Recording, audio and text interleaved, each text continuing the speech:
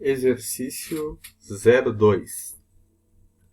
No tomateiro, a folha pode ter o bordo recortado, conhecido como tipo batata, ou liso, tipo normal.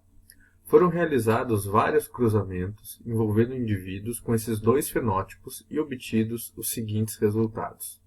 Os resultados são esses que estão na tabela, a partir do cruzamento de diferentes plantas, com diferentes fenótipos quanto à forma da folha.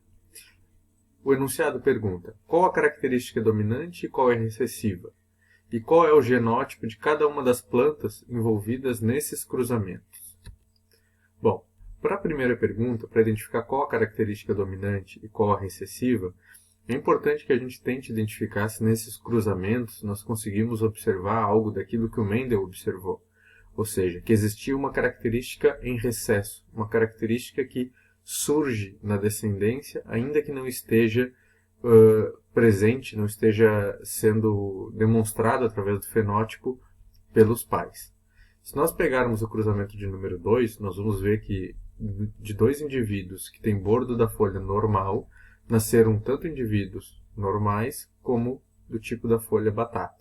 Ou seja, nós estamos dizendo que a característica forma da folha com bordo recortado, que é o tipo batata, ela surgiu mesmo que nenhum dos pais tivesse manifestado essa característica, ou seja, ela estava em recesso.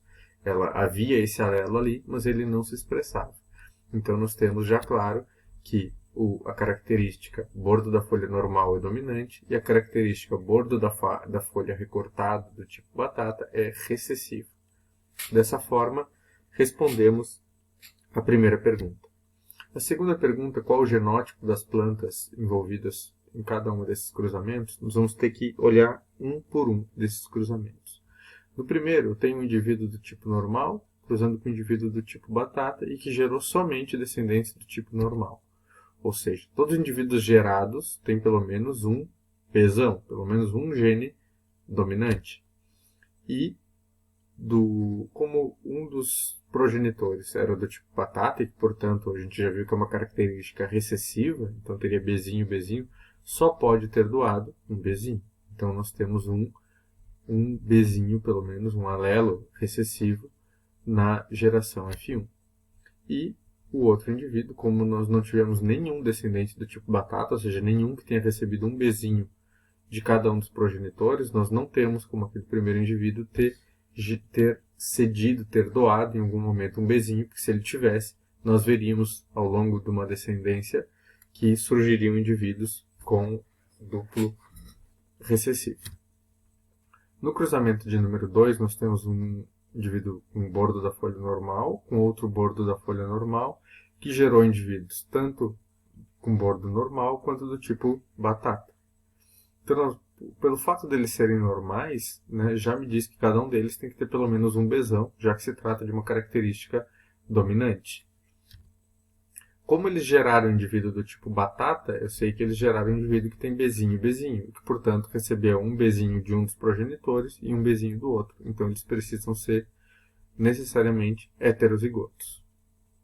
No cruzamento de número 3, eu tenho dois indivíduos do tipo batata que geram um indivíduo do tipo batata. Caso clássico, quando eu falo de uma característica, que ela é determinada por genes, por alelos recessivos. Então, eu tenho indivíduos Bzinho, Bzinho, cruzando com Bzinho e Bzinho, e obviamente só gera a partir dali outros indivíduos também Bzinho e Bzinho. No cruzamento de número 4, eu tenho um indivíduo com bordo da folha normal, cruzando com outro indivíduo que tem bordo da folha batata, e gera a partir dali indivíduos tanto com bordo da folha normal quanto com bordo da folha batata. Eu sei que esses indivíduos batatas gerados são Bzinho e Bzinho, porque é uma característica recessiva. Sei que esse indivíduo normal tem que ter pelo menos um Bzão aqui. Então, eu sei que a partir daqui, como esse daqui já é Bzinho e Bzinho, por ser batata, esse tem que ter pelo menos um Bzão e eu não sabia qual é o outro alelo, eu sei agora que é um Bzinho, porque para que esse indivíduo tenha sido gerado, ele recebeu um Bzinho daqui e um Bzinho daqui. E no quinto caso, eu tenho dois indivíduos com bordo da folha normal e que geraram somente indivíduos com bordo da folha normal. Nesse caso, eu sei que cada um deles tem pelo menos um Bzão.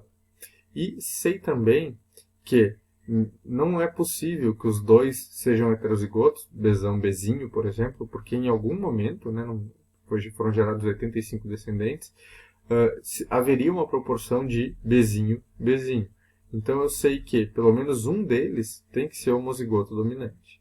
E o outro eu não tenho certeza, porque se ele for Bzinho, ainda assim satisfaz a condição, porque ele poderia ter dado Bzão na metade das vezes, Bzinho na outra metade, e ainda assim todos eles teriam pelo menos um Bzão por conta de um dos progenitores. Então esse realmente não é possível determinar. Ele pode ser tanto Bzão quanto Bzinho, que não alteraria o resultado do cruzamento.